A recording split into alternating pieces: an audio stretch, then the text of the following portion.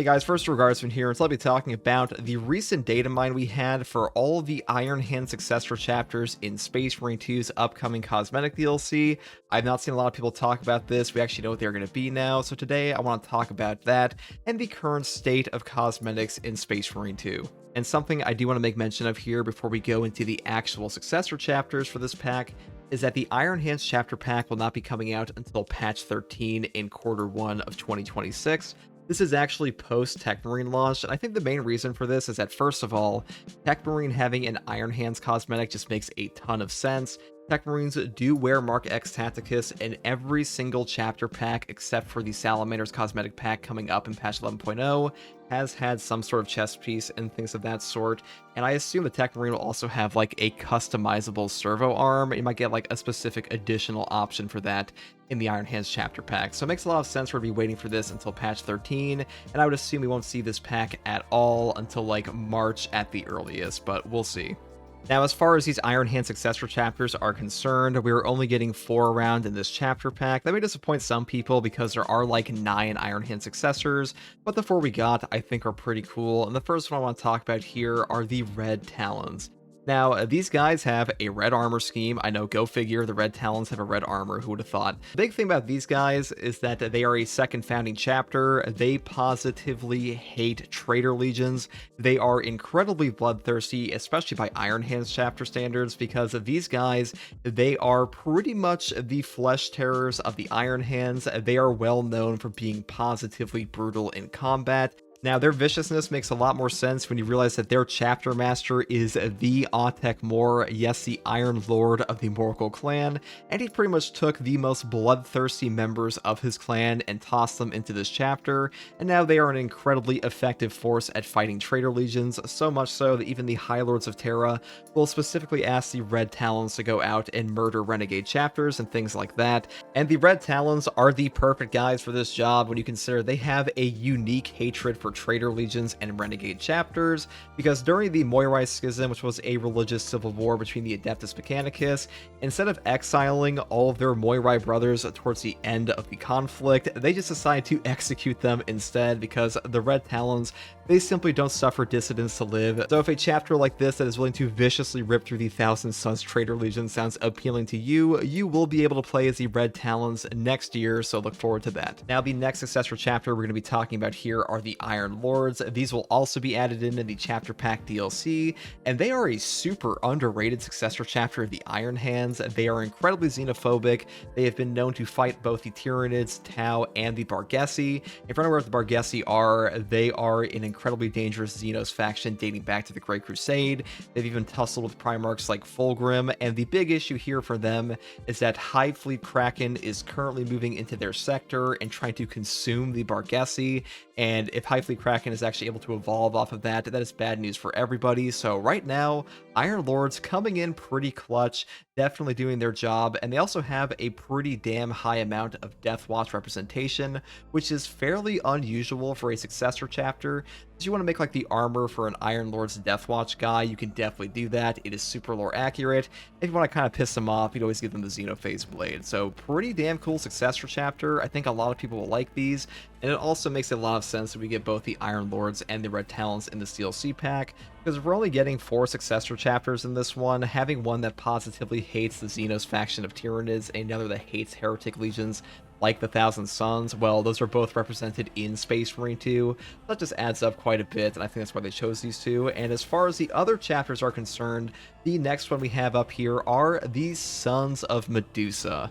Now, the Sons of Medusa are by far the most popular Successor chapter of the Iron Hands. They are so popular, in fact, they will be present in the upcoming Astartes 2 animation, and I would have been absolutely shocked if these guys were not present in the chapter DLC pack for Space Marine 2, because really they're one of the most interesting Successor chapters just based on their founding, where basically during the Moirai Schism, the civil war between the Adeptus Mechanicus, after the Iron Hands all voted to not kill their brothers and instead exile the ones that actually followed the Moirai Creed, eventually the exiled members got back to full chapter strength, the High Lords of Terra and the Iron Hands kind of looked at them and were like, okay, you're not heretical, you can come back into the fold, but you'll be renamed as the Sons of Medusa. And since then, they've gone on to be instrumental in fighting heretics like the Death Guard, fighting in the Badab Wars on the side of the Imperium.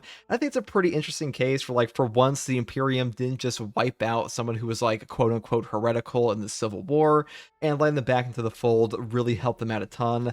The Sons of Medusa are also one of the most well-armed chapters in the entire Imperium. It is said there's not a single weapon of the Imperium the Sons of Medusa have not acquired, which might be hyperbole, but either way, as far as chapter strength goes, the fact that like this previous quote-unquote heretic legion became one of the most powerful chapters, at least like in terms of armaments, is pretty interesting.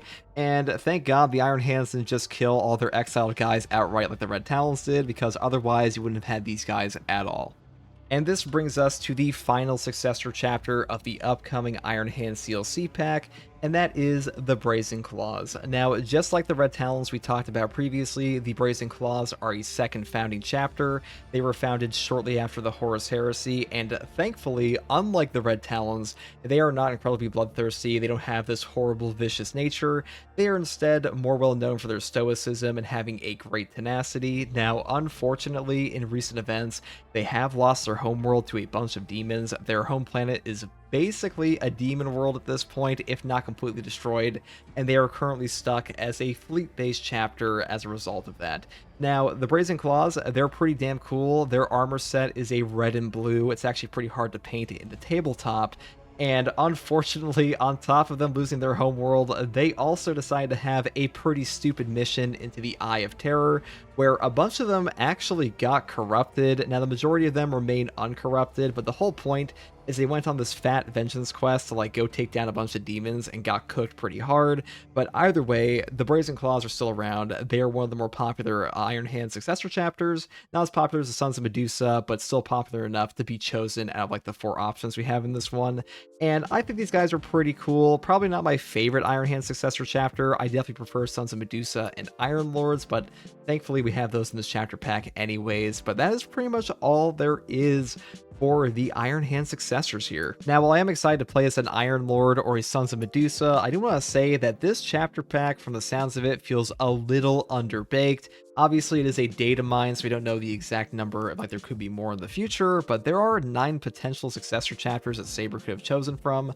I think the picks they made were pretty good, but 9 chapters, that's really not too many, because if we look back at the other DLC packs, Imperial Fist had 7, the White Scars had 8, the Blood Angels had 8, the Space Wolves had 12, but Space Wolves were all the fucking same, let's be honest, and the Raven Guard also had 8. So us getting like 7 or 8 in this pack, I feel like that would have been a bit better. Obviously, this is a data mine, so there might be more like the official release, but for now, it wouldn't be that out of pocket because the Salamanders are also getting 4 in their successor chapter pack. I'll put like a little video link if you're curious about all the upcoming cosmetics for patch 11.0 in that pack. But as far as the Iron Hands go, I'm looking forward to it because they made a pretty good choice of the chapter selections. But if we were only getting 4 and this pack is at like $8 to $10, that feels a little overpriced to me, and I do hope we get to see some more in the future. But that's pretty much all I have to say about the data mine for the Iron Hand successor chapters. Let me know what you guys think in the comments below. Are you satisfied with having only 4 successor chapters potentially in this upcoming chapter pack? And how do you feel about year 2? Are you excited for patch 13? I feel like most people are really just waiting for Tech Marine at this point. I think that's going to be the biggest patch we've had since patch 10, and we'll see how people actually respond to that and how the launch of that class goes. There were some data mines for that as well that I'll talk about again at some point in the future, but for now, that's all I have to say in this one. If you like content like this, subscribe for more, and as always, take it easy. Thanks for watching. Bye.